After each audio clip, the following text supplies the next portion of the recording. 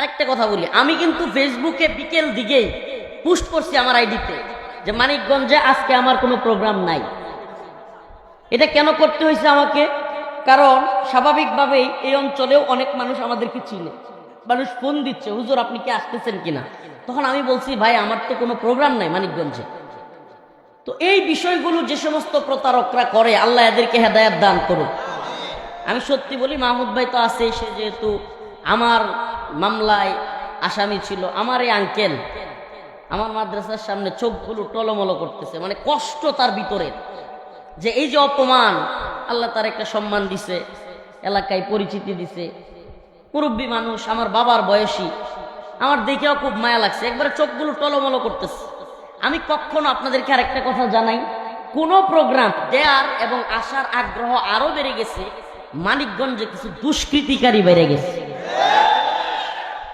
এই জন্য চিন্তা করছি যে প্রোগ্রাম কেন্দ্রিক তো যাওয়া দরকার, এমনিতেও মানিকগঞ্জে যাওয়া দরকার। একটা কথা বলেই ফেলি, মানিকগঞ্জ যারা বুঝাইতে চায় যে এটা মমতাজের এলাকা, এটা শুধুমাত্র মমতাজ আর আবুল সরকারদের, ফাউল সরকারদের এলাকা না, এটা হযরতুল আল্লাম শাইখুল হাদিস মুফতি সাইদ বিন নূরদের এলাকা, এটা হযরতুল আল্লাম মাওলানা খালেদ সাইফুল্লাহ আইয়ুবীদের এলাকা। অবশ্যই আমি মাহফিল কমিটির দৃষ্টি আকর্ষণ করব অন্যান্য জায়গায়ও হুজুরদের নাম দেওয়ার ক্ষেত্রে সাইদ নূর দামাত বারকাতুহুম হেফাজতে ইসলামের নাইবে আমির, প্রসিদ্ধ মুরব্বীদের নাম একটু জায়গা মতো দেওয়ার চেষ্টা করবেন। আমাদের দামাত বারকাতুহুম ওনাদের সকলের সাথে মোটামুটি পরামর্শ করে আজকে 1 ডিসেম্বর যদি আবুল সরকার মুক্তি পাইতো, আমি ঘোষণা দিয়েছিলাম মানিকগঞ্জ আদালত চত্বরে অবস্থান কর্মসূচি পালন করতাম। এবং এটা বলার জন্য বলি নাই, যদি মুক্তি দিত আমরাও অবস্থান কর্মসূচি পালন করতাম। প্রিয় ভাইরা আমার, বন্ধুগণ আমার, আজকে আমার আলোচনা এই বিষয় নিয়ে, কিছু কথা আপনাদের জানা দরকার, কিছু কথা আপনাদের বোঝা দরকার। মুসলমান হিসেবে আমাদের ইমানের দাবি কি? মুসলমান আপনি বর্তমান জামানায়, আমি কোনো আয়াতের রেফারেন্স দেওয়ার পরে আপনি অনলাইন থেকে এখন চাইলেই কোরআন তরজমা, কোরআনের তাফসীর আপনি নামায় নিতে পারবেন।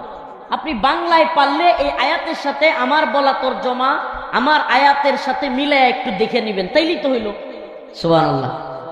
আর আপনি যদি আল্লাহ এবং রাসূলকে প্রকৃতই ভালো না বাসেন, তাইলে তো ওই সমস্ত আউল ফাউলদের কাছে আপনি বুখারীর দরস নেবেন, আপনার মজা লাগবে। আর যদি আল্লাহর প্রতি ভালোবাসা রাখেন, তাইলে আপনি নেবেন কোথা থেকে? কোরআন থেকে। কোথা থেকে? সূরাতুত তাওবার 65 এবং 64 নম্বর আয়াত, 65 এবং 66 নম্বর আয়াত থেকে তিলাওয়াত করেছে।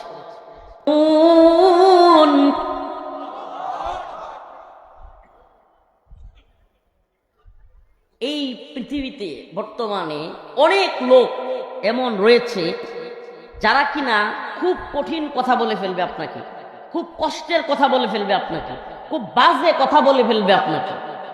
এরকম লোক আমাদের সমাজে আছে না নাই?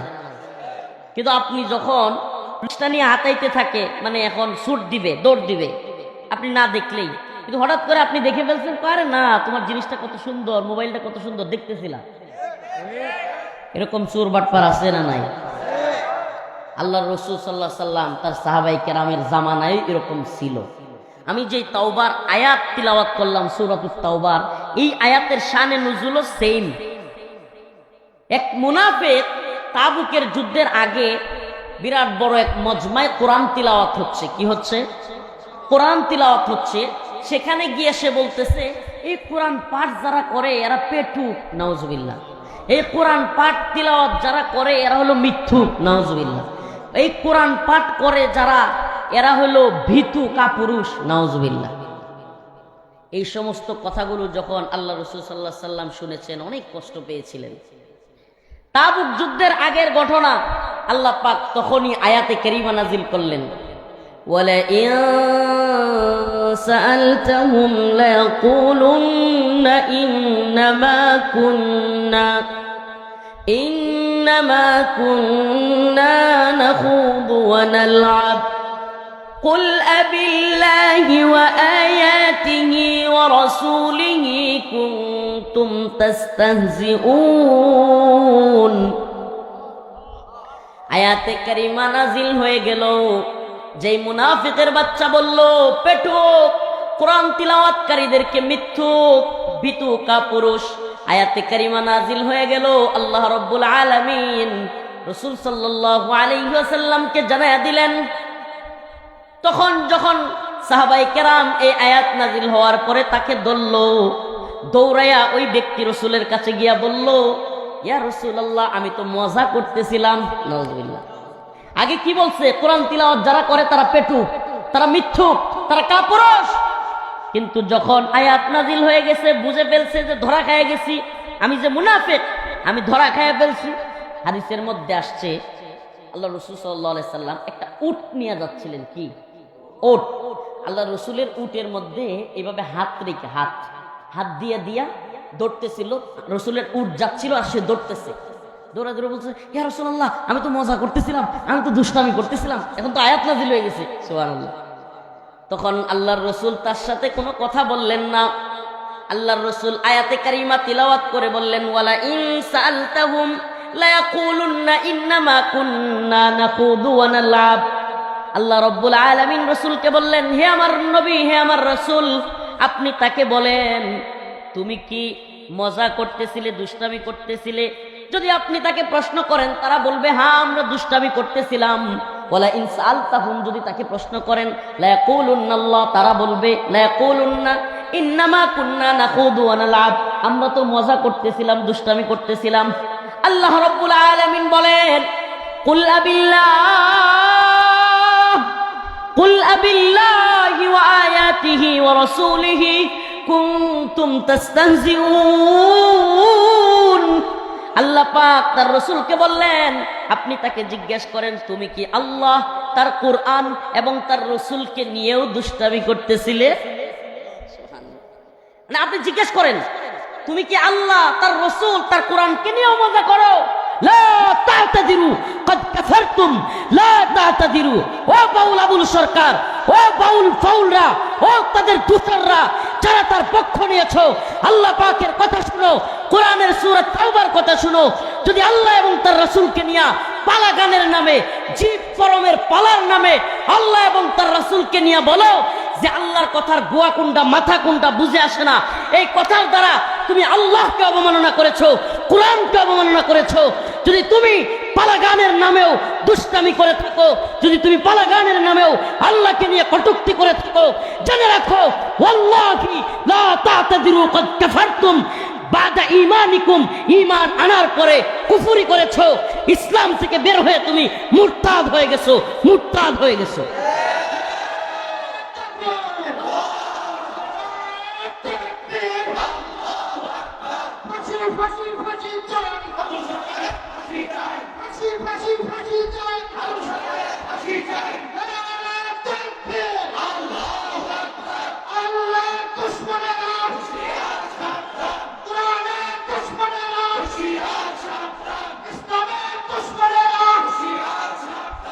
আমি আপনাদেরকে নতুন করে আর এই ভিডিও শোনাতে চাই না, কারণ আপনারা মানিকগঞ্জের মানুষ, আশা করি সবাই ভিডিওর কথাগুলো জানেন। জানেন কি জানেন না? আচ্ছা সত্যি একটা কথা বলেন, ওই পক্ষেরও যদি কেউ থাকেন, দেখেন আমরা এখনই বলবো না যে এটা ইসলামিক রাষ্ট্র হয়ে গেছে, শরিয়া কায়েম হয়ে গেছে, এখানে কেউ অন্য মতের পথের থাকতে পারবে না, এটা আমরা বলি না। কিন্তু বিবেকটা থেকে চিন্তা করে একবার বলেন তো, যদি ওই পক্ষেরও কেউ থাকেন, আপনাদের প্রতি বিনীত অনুরোধ, মজার চলেও কি আল্লাহকে নিয়ে, আল্লাহ পাকের, নাউজুবিল্লাহ, আল্লাহ কি মানুষ নাকি এটা আমরা কেউ জানি না। আল্লাহ তো নূর, কেউ কেউ বলছেন আল্লাহ, কোরআন বলছে আল্লাহ নূর। তো এই যে আপনি বললেন, এই যে এই লোক এই কথাগুলো বললো, সুস্থ বিবেক দিয়ে একবার চিন্তা করেন, এই ভাষাগুলো আল্লাহর সামনে ইউজ করা যায়? বলেন এই ভাষাগুলো দুষ্টামি কইরাও আল্লাহর সামনে ইউজ করা যায়? আল্লাহর সামনে এই ধরনের কথা বলতে পারে মানুষ? আমার ভাই মাহমুদ বলছে ফাঁসি ফাঁসি ফাঁসি চাই। আমি বলি যদি সে তওবা করে এবং ক্ষমা চায়, দেশের মুহাক্কিক বিজ্ঞ মুফতিয়ানে কেরাম যদি মনে করেন সে আর এমন করবে না, এমন বাক্য ইউজ করবে না, ক্ষমা করা যায়, তাইলে ক্ষমা করা যাইতে পারেন কিনা, পারে কিনা, এটা বিজ্ঞ মুফতিয়ানে কেরাম বলবে, তওবা করলে মুসলেকা দিলে। কিন্তু যদি কেউ আমাদেরকে হুমকি দুমকি দেখায় যে আবুল সরকারকে মুক্তি না দিলে মানিকগঞ্জ অচল করে দিবে, এই করবে সেই করবে, তাইলে সবগুলোরে পিডায়া আরিসাই ফেলাইয়া দিব। রাজি আছেন ইনশাআল্লাহ? শুনলাম নাকি আবুল সরকারের বিরুদ্ধে যারা আন্দোলন করতেছে, প্রতিবাদ করতেছে, তাদের নামে মামলা দিচ্ছে। কি দিচ্ছে? এই সরকারকে একটু সাবধান করে দিতে চাই, হুঁশিয়ারি উচ্চারণ করতে চাই। আমরা আপনাদেরকে হুঁশিয়ারি দেওয়ার মতো অবস্থানে ছিলাম না। আমরা হাসিনা বিরোধী আন্দোলন করে হাসিনাকে হটিয়ে জেল, জুলুম, রিমান্ড, নির্যাতন, এই স্বৈরাচার বিরোধী সমস্ত আন্দোলনে অগ্রণী ভূমিকা পালন করে রাজপথে থেকে এই নির্মম পরিস্থিতির মধ্য দিয়ে আমরা আপনাদেরকে এই হাসিনা সরকারকে হটায় বসাইছি।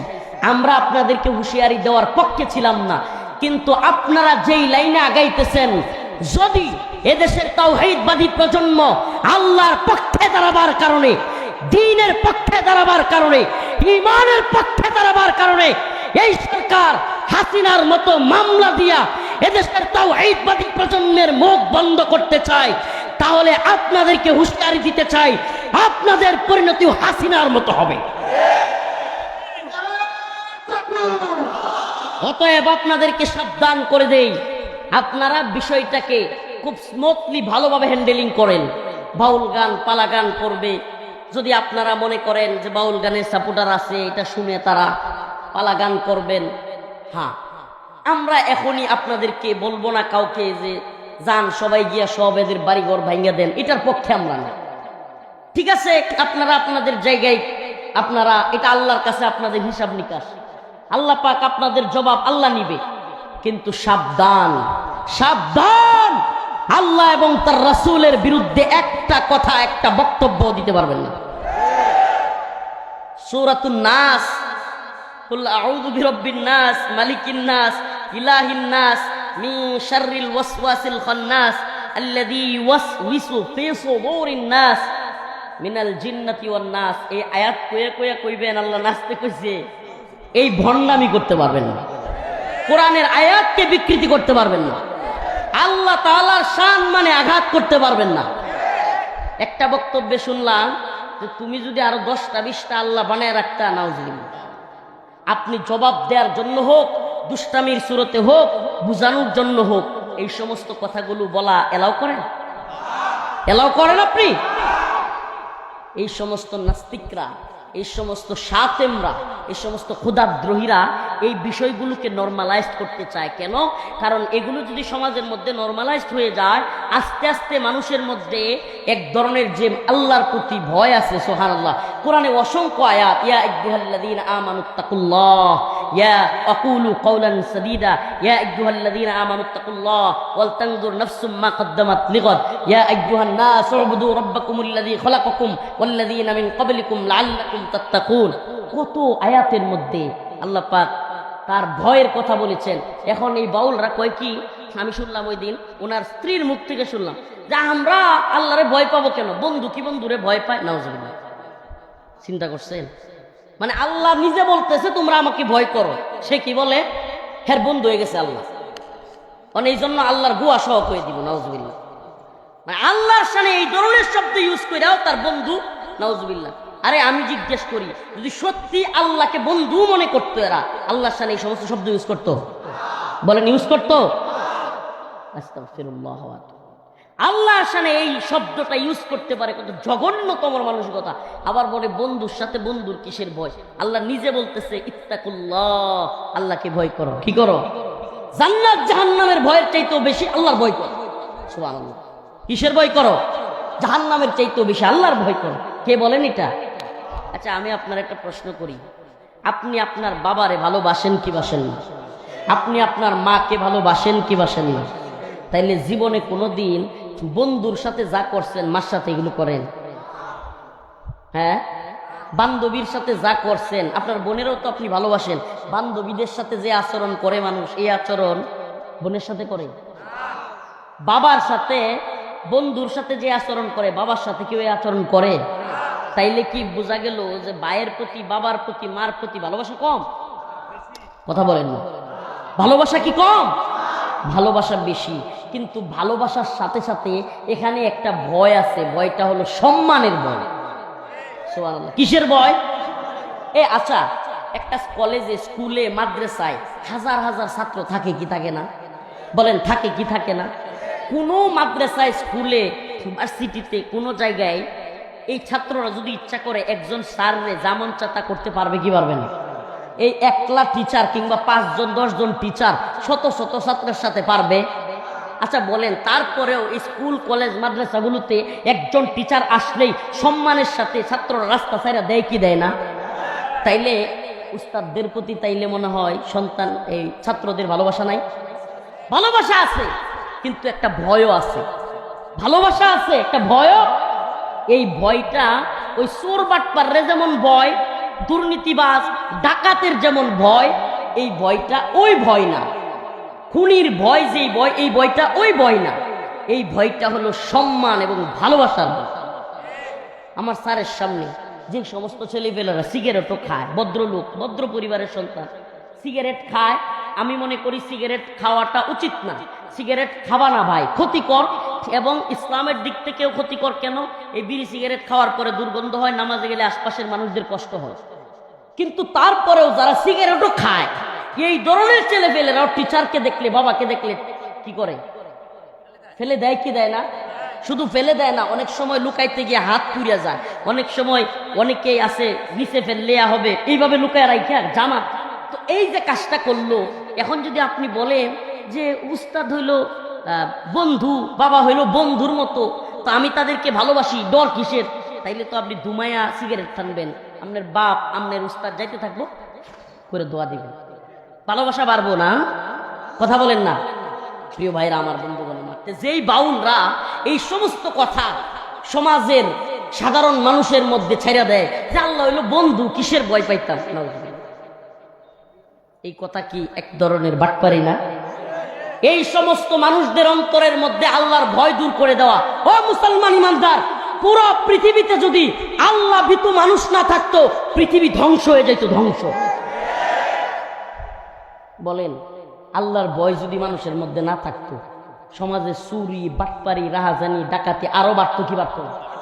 অন্তত কিছু মানুষ হইলেও আছে যারা কিনা চিন্তা করে যে কেউ না দেখুক, আমার আল্লাহ তো দেখতেছে। এই জন্য সমাজে চুরি কম, এই জন্য সমাজে ডাকাতি কম, এই জন্য সমাজে খুন কম। কারণ অন্তত মুসলমানদের অন্তরে এই বিশ্বাসটা আছে যে দিন শেষে আমি যে একজনকে খুন করব, দিন শেষে আমি যে ডাকাতি করব, আমি যে চুরি করব, পৃথিবীর কেউ না দেখুক, কে দেখতেছে?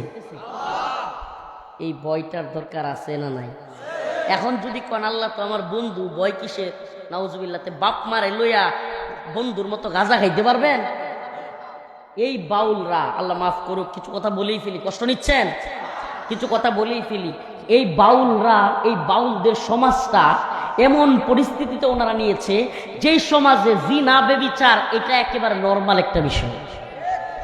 বাউলদের সমাজে, আপনারা তো বাউল এলাকার লোক, আপনারা বেশি জানেন, মানে আপনার সমাজে বা আঞ্চলিকভাবে বাউল বেশি, তো আপনারা তো আরো বেশি জানবার কথা। এই বাউল সমাজে, বাউলদের ইয়ার মধ্যে পরকিয়া, কার বেড়ার বউ কার বেডির লোক, এটার কোনো ঠিক ঠিকানা নেই। এটা হলো এদের কমন একটা বিষয়। আর একটা কমন বিষয়, সবগুলো মিলে গাঁজা খায়। কিছুদিন আগে লালন শাহ কুষ্টিয়ায় বিশাল বড়, প্রতি বছর লালন শাহর মাজারে প্রতি বছর বিশাল বড় করে ওরস হয়। কি হয়? তখন যে সমস্ত নিরাপত্তা ব্যবস্থার লোকেরা থাকে, প্রশাসনের লোকেরা একটা মিটিং ডাকছে লালনের ওরস কিভাবে সুন্দরভাবে করা যায়। তখন ওখানে একজন সচেতন লোক পুরা ইউনো, পুলিশ অফিসার সকলের সামনে দাঁড়ায় বইলা বসছে, যদি লালনের মাজারে গাঁজা বন্ধ করা হয়, 30টাও লালনের বক্তব্য পাওয়া যাবে না। কয়টা? আপনার একটু খোঁজ নিতে বললাম, চ্যালেঞ্জ করলাম, বাউলদের 100-র মধ্যে 98টা গাঁজা খায়, 100-র মধ্যে 98টা নেশা করে, 100-র মধ্যে 80টা মেয়েদের সাথে অবৈধ সম্পর্ক রাখে। আল্লাহ তাআলা এদেরকে হেদায়েত দান করে। আরো জোরে বলেন আমিন। আমরা তাদের হেদায়েতের দোয়া করি, আমরা তাদেরকে নসিহা করি, এই খারাপ পথ থেকে ফিরে আসো। আবার কি বলে? আবার একটা কথা কয়, নাউজুবিল্লাহ, এটা যে কত বিশ্রী কথা। কয় কি, মানে ওই যে তাদের পীর মুরিদিরে বলে ভক্ত, মুরিদিরে কি কয়? ভক্ত। কয় ভক্ত যখন গুরুর সাথে মিলিত হয়, নাউজুবিল্লাহ, অন্তিম মুহূর্তে, শারীরিক অন্তিম মুহূর্তে, আর গভীর যেতে পারছি না, মা বোনরা আছে, এই অন্তিম মুহূর্তে নাকি ওই পরম সত্তা এসে হাজির। আপনারা শুনছেন কিনা জানি না, এই ধরনের পচা কথা এরা বলে। নাউজুবিল্লাহি মিন যালিক, নাউজুবিল্লাহ বলবেন না? এই আবুল সরকারের ঘটনার পরে অনেক মেয়েরা অনলাইনে এসে সরাসরি বলছে যে এই সমস্ত বাউলরা আমাদেরকে ধর্ষণ করছে, এই সমস্ত বাউলরা আমাদেরকে গান শেখানোর নাম করে ধর্ষণ করছে, খারাপ পথে নিছে, গান শিখাবে বলে ঘর থেকে বের করে আমার মার কাছ থেকে নিয়ে আমাদের সাথে খারাপ আচরণ করছে, ধর্ষণ করছে, দিনের পর দিন আমাদেরকে ইউজ করছে। শুধু একটা মেয়ে বলতেছে, শুধু আমাকে না, অনেক মেয়েদেরকে ইউজ করে। নাউজুবিল্লাহ। আচ্ছা বলেন, আমরা কি একটা সমাজে এই ধরনের নোংরা কাজ হইতে দিতে পারি? অবাধে এই ধরনের কাজ চালায় যাওয়ার জন্য অনুমতি দিতে পারি? প্রিয় ভাইরা আমার, সরকার বলে মাদকের বিরুদ্ধে, সরকার বলে যে আমরা মাদকের বিরুদ্ধে, মাদক মুক্ত সমাজ গড়তে চাই, আমরা কিশোর গ্যাং মুক্ত সমাজ গড়তে চাই, বলে কি বলে না? একদিকে আপনি মাদক মুক্ত সমাজ গড়ার কথা বলবেন, আর একদিকে বাউলের পক্ষ নিবেন। আরে বাউলরাই তো সবচাইতে বড় নেশা রাখা। আপনাদেরকে আরেকটা মজার থিওরি দেই, এটা আপনাদের জানি আপনারা জানেন, তারপরেও বলি। সারা বাংলাদেশের মধ্যে সবচাইতে রিস্কহীন, নো রিস্ক, একেবারে কোনো ধরনের রিস্ক ছাড়া নেশা করার জায়গা হলো মাজার। একেবারে কোনো ধরনের কোনো বিঘ্নতা থাকে না, কোনো ধরনের কোনো বাধা থাকে না, কিছু থাকে না, একমাত্র নিরাপদ গাঁজা খাওয়ার জায়গা কই? এটা কি সত্য না মিথ্যা? প্রিয় ভাইরা আমার, বিশ্বাস করেন, এই নেশাকুররা বাবার ভক্তের নামে নিরাপদে গাঁজা খাইতেছে, আর কিচ্ছু না। এদের আর কোনো চাওয়া নেই, এদের কোনো কিসের ভক্তি, কিসের পিরালি, কিসের আল্লাহ, কিসের রসুল, নাউজুবিল্লাহ, এদের কাছে এগুলো কোনো মেজর কোনো বিষয় না, এদের কাছে কোনো ফ্যাক্ট না, এদের মূল বিষয় হলো নেশা করতে হবে, নাউজুবিল্লাহ। আচ্ছা বলেন, আমরা কি এই সমস্ত নেশাকুরদের সমাজ চাই? আমরা কি দেশের মধ্যে, আমাকে বলেন, যেই নেশাকুর বাবা, সেও কি কখনো চায় যে তার সন্তানটা নেশা করুক? বলেন চায়?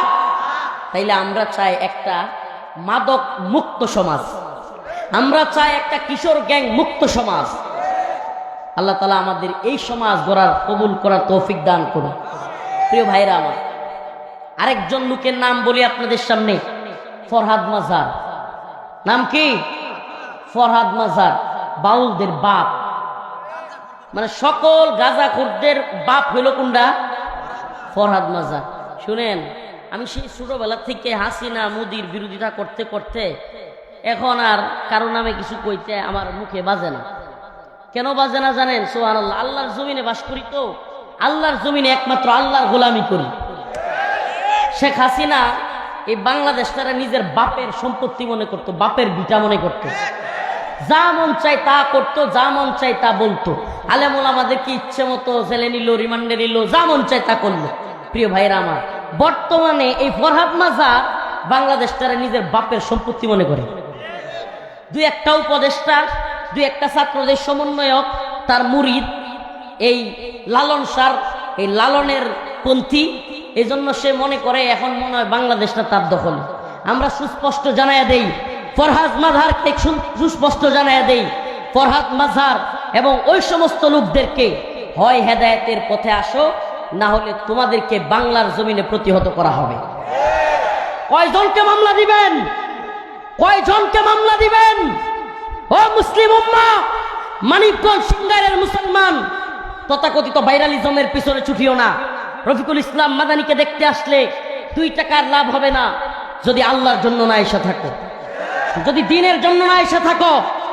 প্রিয় বাবারা আমার, আপনাদের কাছে আমার একটা চাওয়া, দৃষ্টান্তমূলক শাস্তি যদি আবুল সরকারের না হয়, যদি তাকে এমনি এমনি মুক্তি দেওয়া হয় এবং কোনো বিচার না হয় এবং সে তওবাও না করে, ক্ষমাও না চায়, তাইলে মানিকগঞ্জ অচল করে দিতে হবে। হ্যাঁ, রাজি আছেন? কে কে হাত তুলে দেখান, আল্লাহর সামনে দেখান যে মানিকগঞ্জের পুরা অচল করে দেওয়া হবে ইনশাআল্লাহ।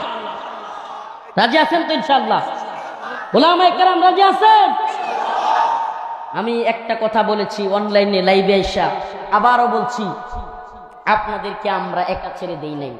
আমাদের আল্লাহ মাফ করুক তথাকথিত গণতান্ত্রিক রাজনৈতিক দল আর নেতারা, অমুক তমুক শায়েকেরা যদিও এই এমপি হওয়া কিংবা রাজনৈতিক লালসায় রাজনৈতিক চিন্তায় আপনাদেরকে মনে রাখার মতো সময় নাও থাকে, কথা দিচ্ছি ইনশাআল্লাহ মানিকগঞ্জে যদি একটা তাওহীদবাদী জনতাকে, একজন আলেমকে এই সমস্ত দান্দাবাজি বাটপারি মামলা দিয়ে গ্রেফতার করা হয়, ইনশাআল্লাহ আমরাও মানিকগঞ্জে আসব, দেখব কত হাজার মানিকগঞ্জে যারা কারাগারে নিতে পারে। রাজি আছেন ইনশাআল্লাহ? আল্লাহরে নিয়ে এগুলা পড়ার দরকার ছিল মুসলমান না হইলে, যে আল্লাহ যদি নাই তাইলে এগুলো কিছুর দরকার আছে? এই কোরআনের কোন নাউজুবিল্লাহ আল্লাহ যদি না থাকে কোরআনের কোনো মূল্য আছে? বলেন এই মসজিদ কোন মসজিদের দরকার আছে? আমার আল্লাহরে নিয়ে এরকম কটূক্তি করবে তাইলে আমি কেমন মুসলমান? হাই হাই, আমার অন্তরে আমার রবকে নিয়ে এই ধরনের কথা বলবার পরে কিভাবে আইছে ওইটা থেকে, মানুষ কেমনে আইছে অমুক থেকে, আদম থেকে, আদম রে কে বানাইছে? আল্লাহ, আল্লাহ রে কে বানাইছে? নাউজুবিল্লাহ।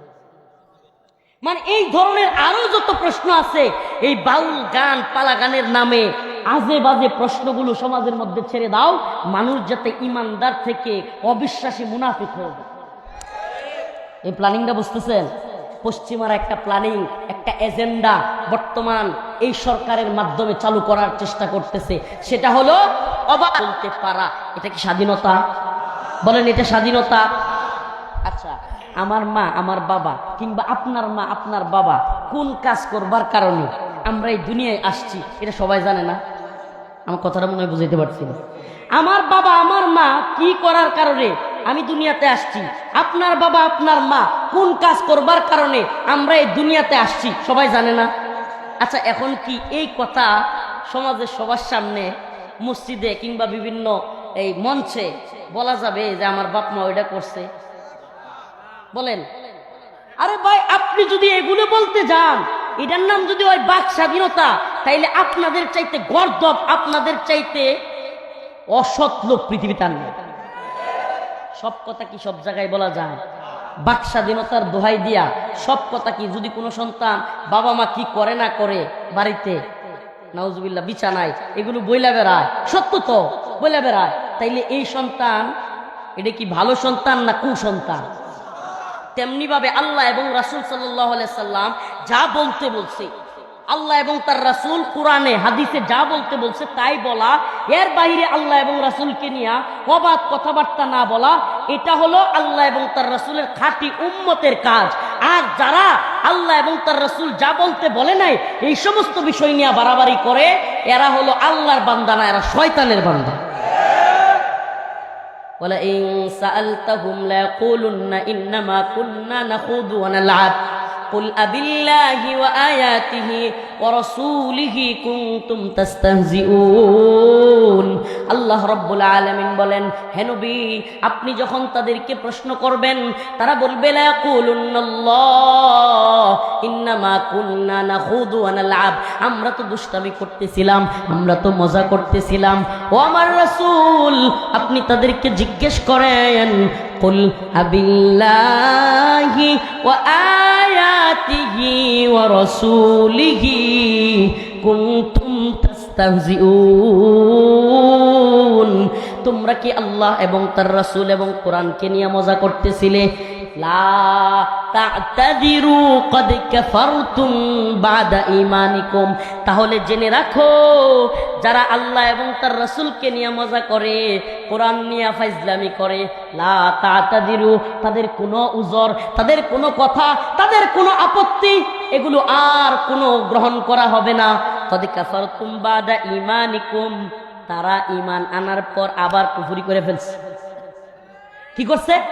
তাদের কোনো উযর আর গ্রহণ করা হবে না। লা তা'তাদিরু ক্বাদ কাফারতুম বাদা ঈমানিকুম, তাদের কোনো উযর আপত্তি কোনো কিছু শোনা হবে না। আল্লাহ এবং তার রাসূলকে নিয়ে কটূক্তি করার মাধ্যমে তারা ঈমান আনছিল ঠিক, আবার কুফরি করছে, কাফের হয়ে গেছে। আল্লাহ তাআলা আবারও এদেরকে তওবা করে কালেমা পড়ে মুসলমান হওয়ার তৌফিক দেখ, হেদায়েত না থাকলে ধ্বংস করে দেয়। সকলে বলেন আমিন।